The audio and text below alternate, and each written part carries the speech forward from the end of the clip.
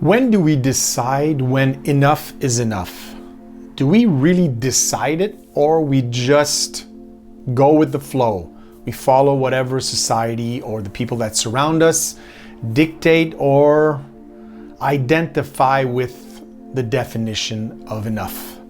Enough is different from one person to the other.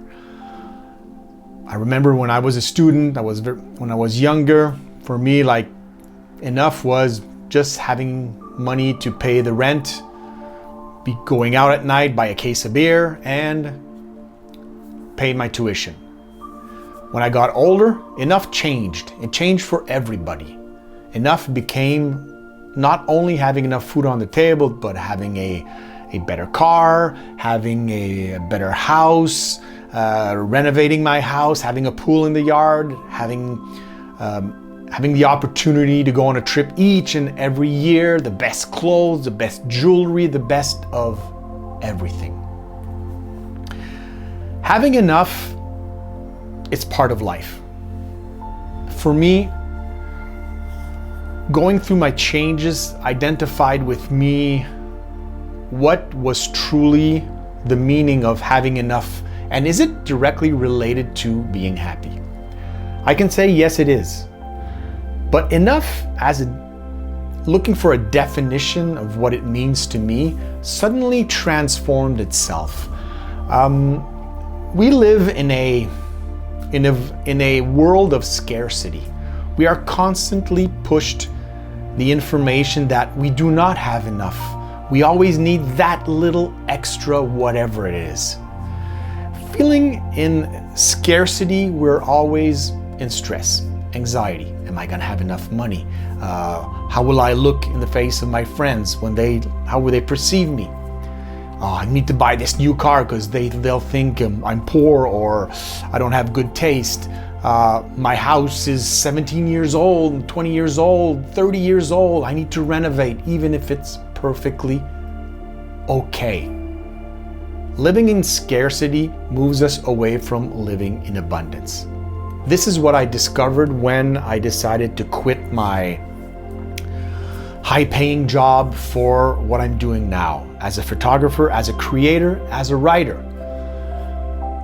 It opened up the door to see what truly is, what makes me happy. And what makes me happy is different from you or anybody else. We need to discover this on our own. But knowing the difference between having enough and not having enough, it's a huge world of difference. It gets us to understand when we decide what is enough is moderation. When should I stop doing this? Because if I take another drink, it's just excess.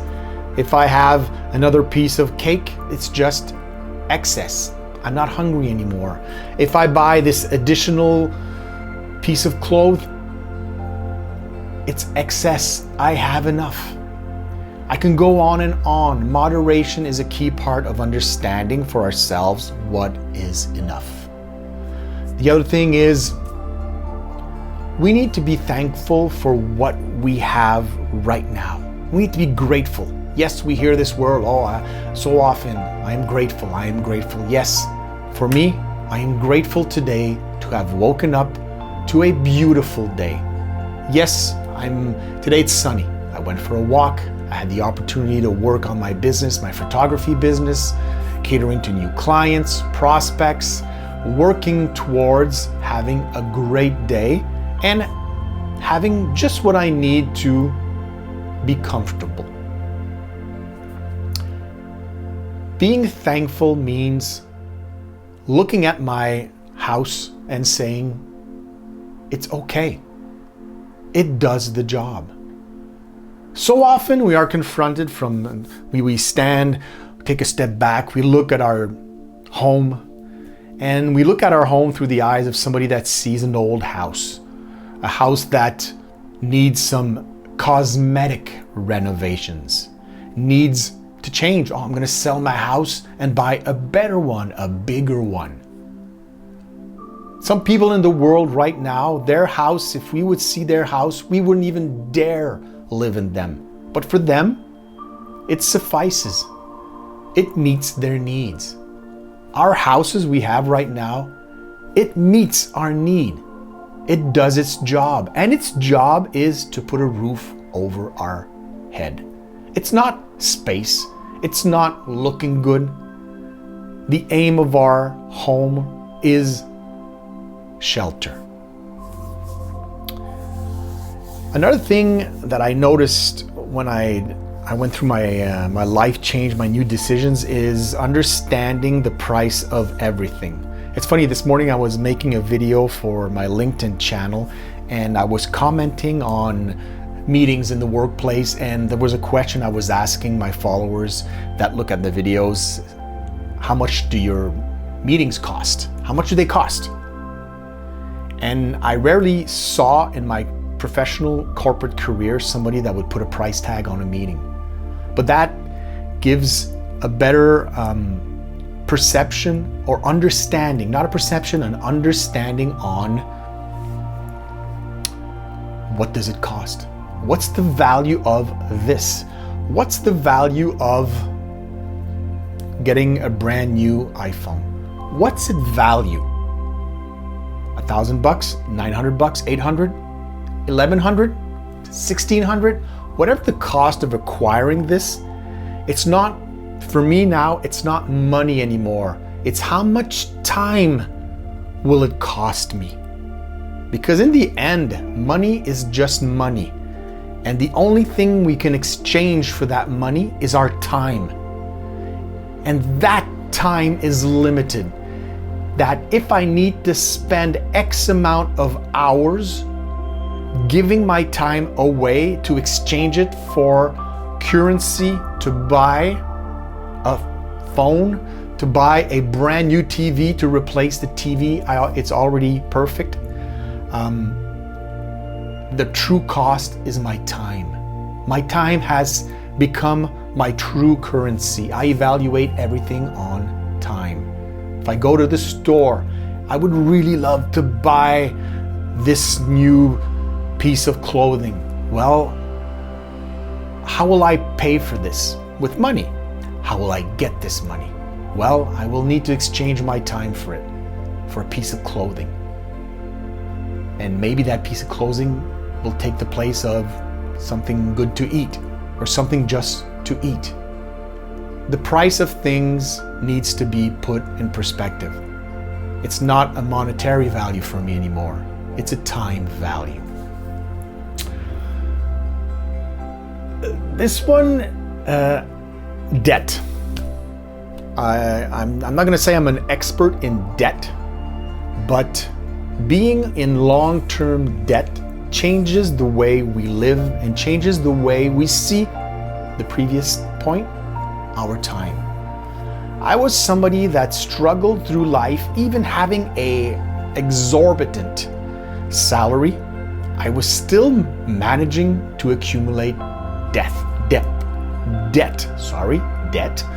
because nothing was enough. I wanted to go on that trip. I wanted to go on that second trip. I wanted to have that better car because my car was older than my friend's car. I wanted to have that greener lawn. I had to pay for somebody to come and spray something on my lawn to make it look better. I need to have that better looking house than I had before, to have, for any sorts of reason, for a better standing in society, looking better in this new suit. I would acquire debt, and even worse, I would acquire long-term debt. Having debt increases our stress and our anxiety in life. And that stress and that anxiety has a negative effect on how we live.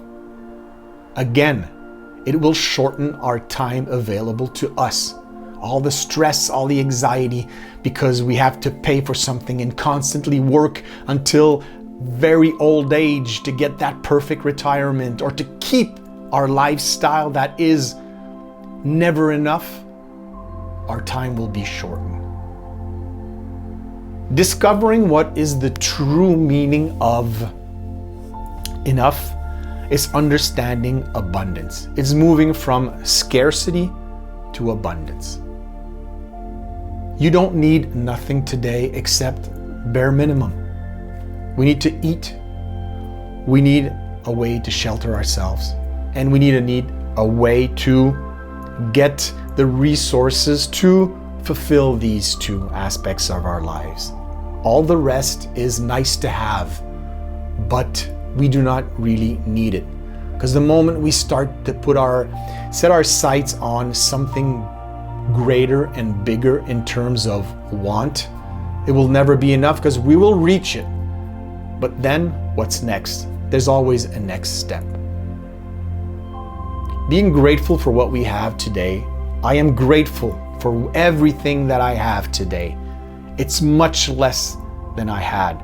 I have much less resources than I had before. This means that I cannot decide today to go out on a trip. Even if pressure of society or people around me would maybe want me to do that, unfortunately I can't. But I can spend quality time with the people I love without spending one penny, because I have moved from a scarcity mindset to an abundance mindset. I am grateful for the abundance I have in my life. And the abundance, it's not measured by money. It's measured by how happy, how fulfilled I am each and every day. This is how I measure what enough is enough. Because the less I want, the more I do have.